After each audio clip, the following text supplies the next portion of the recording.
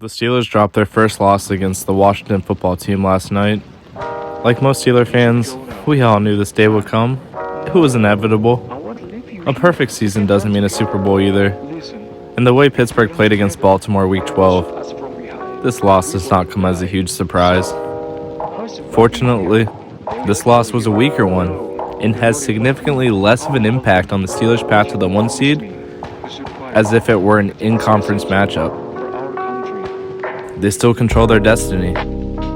So let's take a look at what was the good and the bad of the Washington game. Starting with the bad.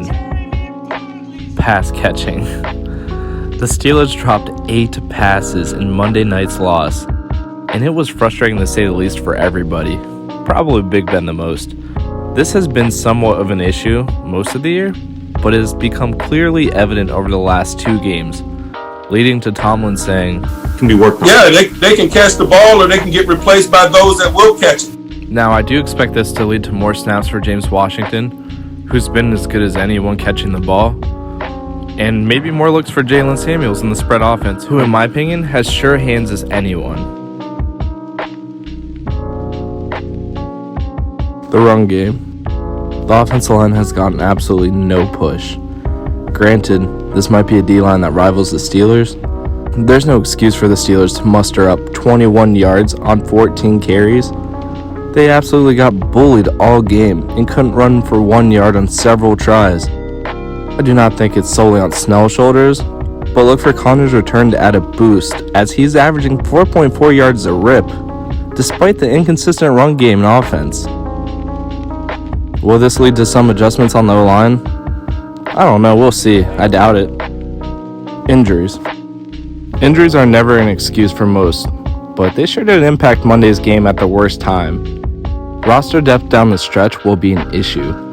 Already down Devin Bush, the Steelers lost Robert Spillane, doesn't look to be too long, Joe Hayden, who was concussed, which ultimately left Cameron Sutton getting attacked without Steven Nelson playing either.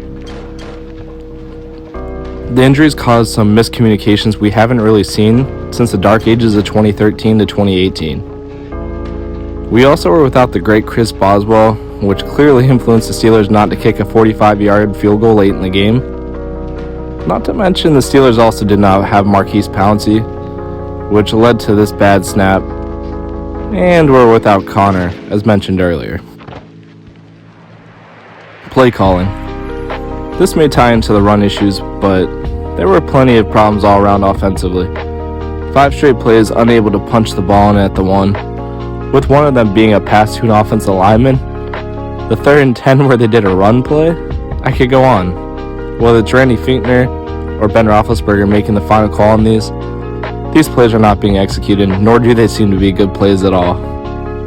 Now, those were some of the glaring issues I saw, and I know there's more, so whatever you saw, just let me know in the comments below. So let's jump to the good. Wow, there was very little. You can't take away a few positives from this game.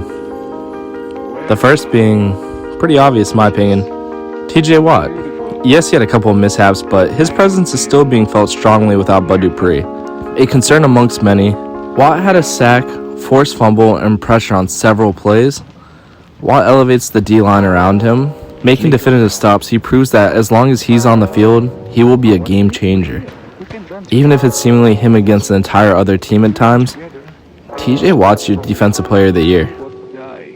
The second one is pretty clear to me as well. Ben Roethlisberger. Yes, he had a tip pass for an interception, but all around, he played an excellent game. Take away the 8 blatantly dropped balls, and Ben finishes 41 of 53. I know that's one of those coulda, woulda, shoulda, if things, but he likely doesn't need to throw the ball that many times if those passes are just simply caught. He threw 2 touchdowns for over 300 yards and even had a small blast to the pass with an evasive move on Washington linebacker Kevin Pierre-Louis.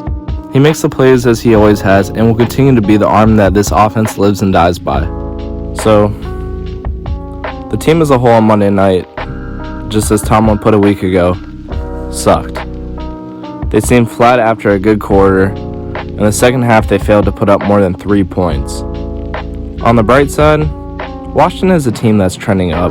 has massive potential and is far better than their record. I know it sounds like I'm hyping up my favorite team, but, well, yeah, I am. But they're also 11-1. Press the brakes and they'll be okay. Almost any great team has lost at some point to an awful team. 2005 Steelers, for example, just going to throw that out there. The Steelers will take this loss on the chin, but they still control their destiny in the AFC. And if anyone thinks they're done after one loss on a short week, you're being far too overzealous on the downward trend.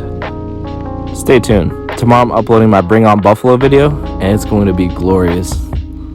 Thanks for watching, Steeler Nation. Don't forget to like and subscribe.